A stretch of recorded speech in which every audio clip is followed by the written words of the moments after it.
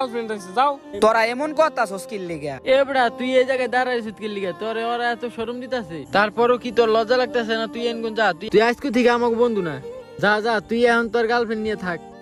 যা যা যা সর তো সর পিরান তো এতটাই খারাপ হয়ে গেছে রে, খালি মেয়ে নিয়ে থাকে আমাকে ভুলে গেছে। ওরা আমার লগে কেমন জানি করে। জায়গা তোকে মতন বন্ধু বান্ধব আমার লাগবো না। ঠিক আছে যা, তোকে মতন বন্ধু বান্ধব আমার লাগবো না। আমি আমার গার্লফ্রেন্ড নিয়েই থাকবো। তোরা আমার কোনো ফোন টোন দিবি না। যা, ওগো মতন বন্ধু বান্ধব দিয়ে আমি কি করবো। একদিন পর। কিরে প্রান্ত, এখনো আসতেছ না যে? ও যে বললো তাড়াতাড়ি আসবে, তো রাস্তায় কোনো বিপদ আপদ হলো নাকি? এই তো আয়শা পড়ছে। হাই। ইস, আসার সময় রাস্তায় জ্যামে পড়লাম আর দেরি হয়ে গেল গা। কি জন্য ডাকছে বুঝতেছি না। কি এমন জরুরি দরকার যে এই সময় আমাকে ডাইকে আনলা এই জায়গায়? আচ্ছা শোনো, কালকে আমার বাসায় একটা ছেলে আসছিল আমাকে দেখার জন্য।